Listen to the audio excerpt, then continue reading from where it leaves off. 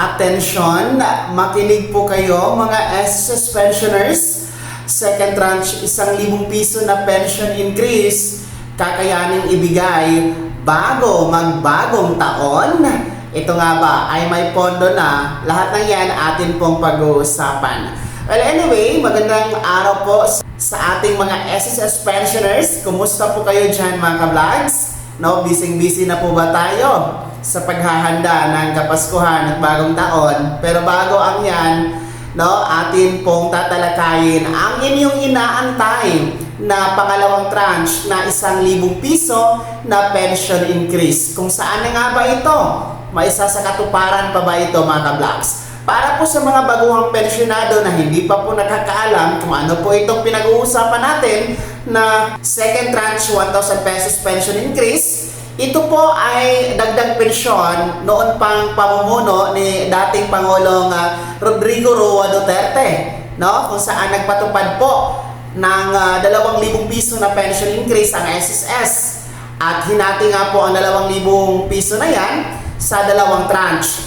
Yung unang tranche po na 1,000 piso na ibigay na noon pang 2017 at ito nga po yung utang o inaantay ng ating mga pensyonado na pangalawang tranche na 1,000 piso na hanggang sa ngayon, no, I think more than 8 years na, no, or maging 8 years na hindi pa rin po naipatupad at naibigay ng ating mga pensioners. So sa ngayon po, dati kasi noong ang ating pang presidente sa SSS ay si Mr. Rolando Ledesma Makasait pa, no, ay palagi niya pong sinasabi na wala talagang pondo ang SSS o hindi sapat ang pondo ng SSS para ipatupad ang pangalawang tranche, no? Dahil kung pipilitin ay talagang mababawasan ang buhay ng SSS. Ibig sabihin, hindi na ito aabutan ng mga susunod na henerasyon mga ka-vlogs. Hanggang sa ngayon na meron tayong panibagong SSS President sa katauhan po ni Mr. Joseph Declaro, ang kanya naman pong stand ay pare-pareho lamang, no?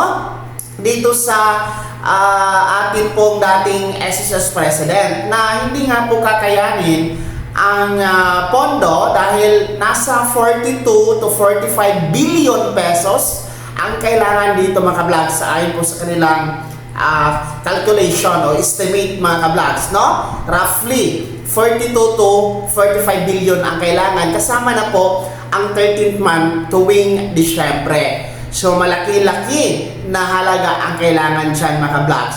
Well, in fact, no, kung atin pong babalikan at sa pagkakaalala ko din mga ka-vlogs, simula po nang naupo na bagong presidente ng SSS si Mr. Declaro, isang beses lang po natin siyang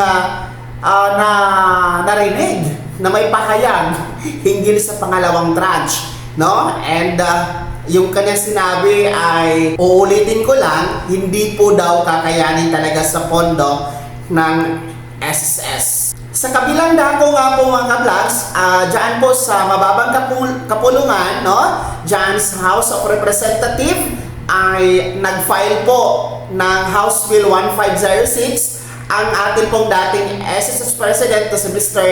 Roland Ledesma Makasait, no, ng House Bill kung saan magbibigay ng mandato, no, sa SSS na magpatupad ng 1,000 piso na pension increase.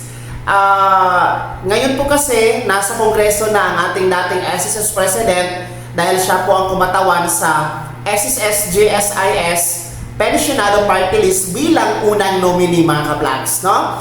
So sa ngayon, magtatapos na kasi tayo sa Disyembre at wala na pong oras para po sa sesyon ng Kamara.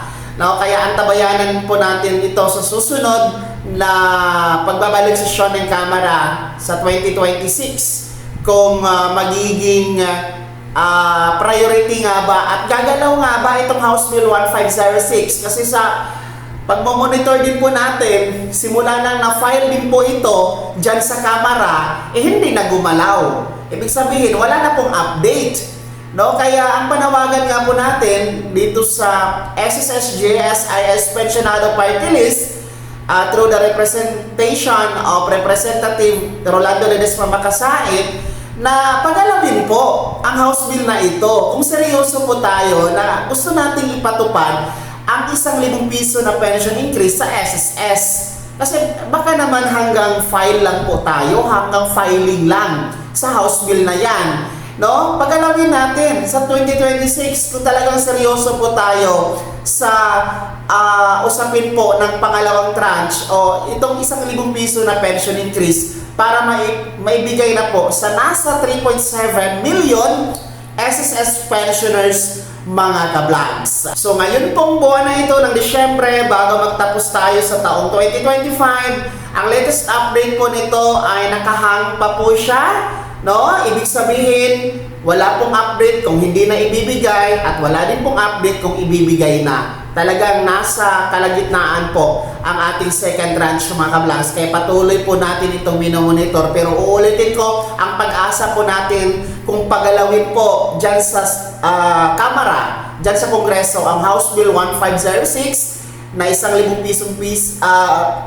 piso na pension increase na ipapatupad mandatory sa SSS na ibigay sa mga pensionado. Kaya naman kayo mga SSS pensioners, ano po yung komento at reaction sa balitang ito at ano ba ang panawagan ninyo kay Representative Rolando Ledesma Makasait bilang kinatawan at nag-file ng House Bill 1506 no, ng SSS-GSIS Pensionado Party List. Ibahagi niyo po sa comment section na nasa baba, pakilakip ng buong pangalan at kung taga saan kayo. At yan po ang ating balita. Maraming salamat po sa panonood. Uulitin ko, advance Merry Christmas, advance Happy New Year, mag-ingat po ang lahat, at God bless us all.